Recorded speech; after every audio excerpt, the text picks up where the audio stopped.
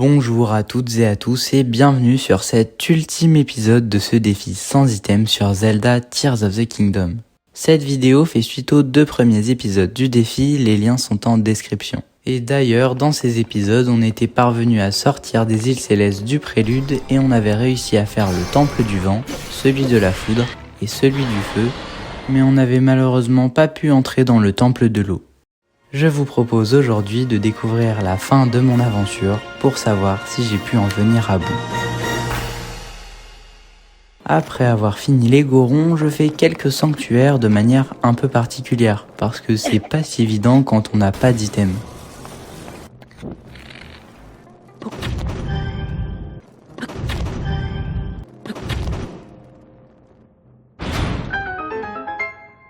Mais j'arrive à le terminer et j'obtiens quelques réceptacles. Je me dirige ensuite vers les îles du tonnerre et j'arrive directement sur l'île Caput Draconis.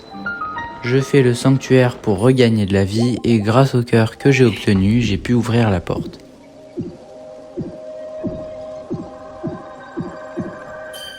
Je me crache ensuite dans l'abîme du Val du Pli et je redescends dans les profondeurs. Quand j'arrive à l'usine de golem, je place la première pièce et les autres ne sont pas très difficiles non plus. À part quand on doit traverser un camp de monstres et qu'on ramasse un sonium au lieu d'utiliser Rijou, et qu'on doit recharger la partie. Mais j'arrive quand même à compléter le golem en entier. Mais attention, les règles du défi s'appliquent aussi à Mineru. Je ne peux donc pas amalgamer d'items ni d'artefacts sur elle. Et on rencontre déjà notre premier obstacle. On doit monter jusqu'au temple de l'esprit sur son dos. Sauf que je peux pas amalgamer de propulseur. Du coup, je cherche un peu pour voir s'il y aurait pas une autre entrée qui serait accessible à pied. Mais je trouve rien et j'opte pour une solution un peu bancale. Faire une plateforme de propulseur et se mettre dessus.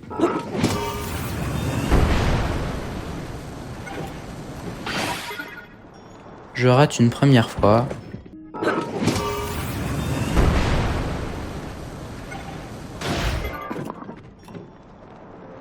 Mais j'arrive enfin au temple de l'esprit. Et nous voilà face au golem corrompu. La première tentative n'a pas duré très longtemps. Et la deuxième a fini en brochette électrique.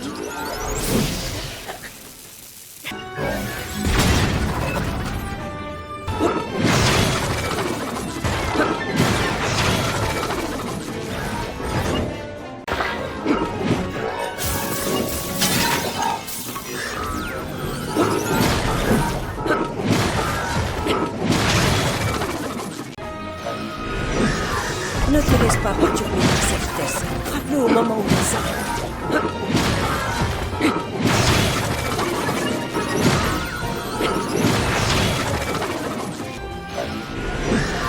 Il semble qu'il ne s'arrête de toucher qu'avant d'attaquer. Profite de cet instant. Presque Link, restons sur le garde.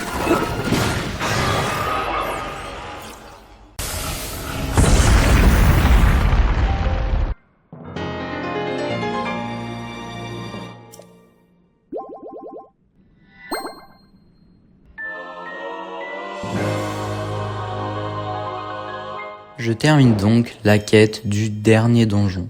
Mais en voyant la suivante, une petite idée germe dans ma tête. Aller chercher l'épée de légende. Celle-ci nous permettrait de compenser les armes de merde qu'on a parce qu'on ne peut pas amalgamer d'items ni d'artefacts. Et en plus, elle pourrait être très puissante face à l'armée du roi démon parce qu'elle a un bonus de dégâts sur les monstres corrompus. Du coup, je vais chercher le dragon blanc en faisant des tours ou bien des sanctuaires en même temps, mais je le trouve vraiment pas et je me demande même si c'est normal ou si j'ai juste pas de chance. Je me mets alors en route vers la forêt Korogu pour faire la quête de l'épée de légende, parce que je sais que lorsqu'on la termine, on obtient directement l'emplacement du dragon blanc sur la carte. Je parle à l'arbre Mojo, mais j'avais oublié un petit détail. On doit battre un fantôme de Ganon. Sauf que ce boss m'a vraiment donné du fil à retordre. Déjà, les mains miasmes se régénèrent. Et je vous rappelle que j'ai vraiment pas beaucoup d'armes à ma disposition. Et en plus, j'ai aucun plat qui me permette de reprendre les cœurs corrompus. Bon, je vais pas vous passer les 10 fois où je suis mort, mais en gros, il y a une seule tentative qui est arrivée jusqu'au fantôme de Ganon. Et voici comment elle s'est terminée.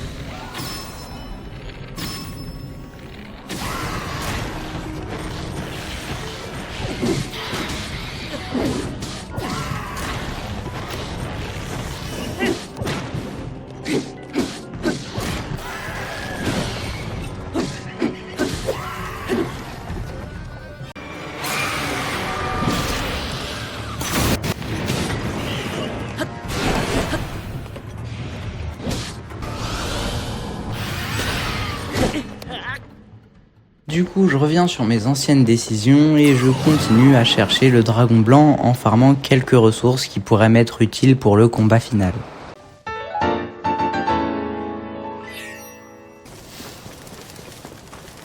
Mais je trouve rien même après 30 bonnes minutes de farm.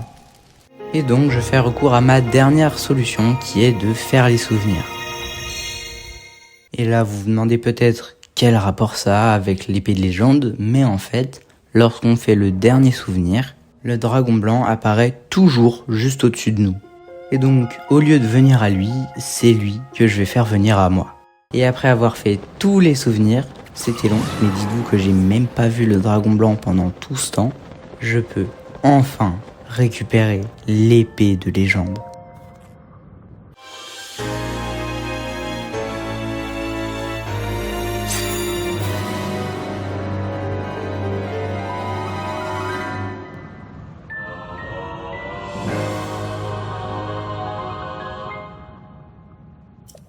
Mais avant d'aller combattre le boss final, je fais quelques préparatifs pour avoir de meilleurs vêtements, mais surtout de meilleures armes, arcs et boucliers. Et d'ailleurs, vous vous rappelez dans l'épisode 1 quand je vous avais dit qu'on ne pouvait amalgamer que des objets de merde à nos armes parce qu'on n'avait aucun item à amalgamer? Eh ben en fait, c'est faux. Il existe plusieurs objets dans le jeu qui ne sont pas des matériaux et qui sont très puissants une fois amalgamés. Et ces objets, ce sont les matériaux droppés par les boss comme la mâchoire de Glagaila et les noyaux de Golemax. Du coup, j'en tue un qui était situé juste au sud des îles célestes du prélude, et je fais bien attention à enlever tous les items et les artefacts avant de l'attacher à mon arme. Pour Glagaila, je me rends dans les profondeurs pour le battre une deuxième fois. Et je décide d'amalgamer sa mâchoire à l'épée de légende, ce qui en fait ma meilleure arme. Et après avoir encore fait des sanctuaires, c'est la dernière fois, je vous rassure. Pour avoir encore des cœurs supplémentaires, il est grand temps d'aller battre Ganondorf. Bon, je vous passe la descente interminable dans l'abîme du château d'Hyrule parce que c'est chiant et il n'y a pas grand chose d'intéressant. Et du coup, on se retrouve directement face à l'armée du roi démon.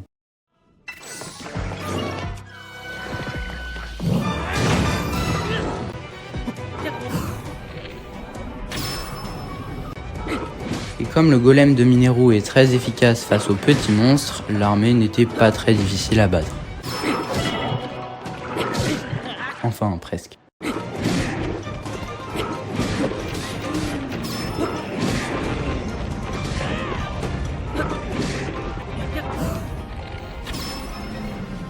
Et voilà, cette étape a été plutôt rapide à finir. Mais je vous rappelle qu'il nous manque un donjon. Et oui, on n'a pas pu entrer dans le temple de l'eau, ce qui implique que son boss se retrouvera dans le combat final.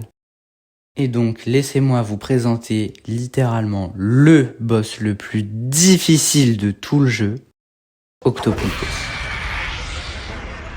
Ouais, cette petite merde là. En effet, on est censé utiliser Sidon pour lui enlever son bouclier de vase et pouvoir le taper. Sauf que là, on n'a pas débloqué Sidon. Et du coup, on va devoir faire autrement. La première solution possible, c'est de ramener un déverseur depuis l'autre bout du monde jusqu'au château d'Hyrule, de le trimballer dans tout l'abîme en esquivant les monstres, de faire en sorte qu'il survive pendant l'armée du roi démon, et de l'utiliser face à Octopulpos. Ouais, c'est déjà chiant à expliquer. Je vous laisse imaginer à quel point ce serait chiant de le faire. Et la deuxième solution possible, qui est celle que j'ai privilégiée et qui va peut-être vous décevoir parce que jusque-là on avait fait une run sans glitch, c'est le Boss's Skip. Un glitch qui consiste à passer à travers le sol 2 fois pour skipper tous les boss de donjon qu'on n'a pas battus. Mais cette technique, qui est d'ailleurs utilisée en speedrun, elle présente 2 inconvénients. D'abord, c'est qu'elle permet de skip tous les boss, et donc on ne pourra pas affronter les fantômes de Ganon qu'on n'a pas pu affronter avant. Et c'est dommage parce que ça aurait pu être intéressant de voir comment j'aurais dû me débrouiller sans item. Mais aussi et surtout, c'est que cette technique, je l'ai jamais faite. Et je vous assure que c'est pas facile à faire, surtout quand la caméra s'en bat les couilles. Non, vraiment, c'était trop chiant. Mais après 30 minutes, il s'est passé ça.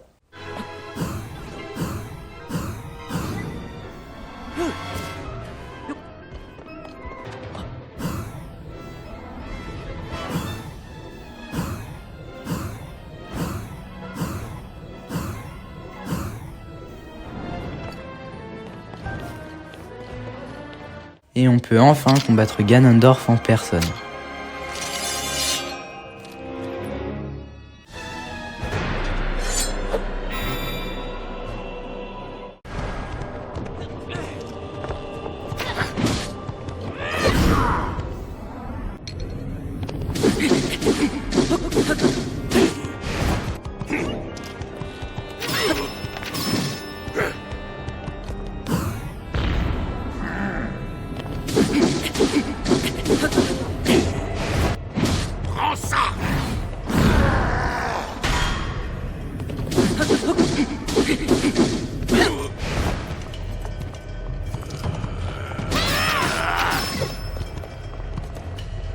Soumets-toi!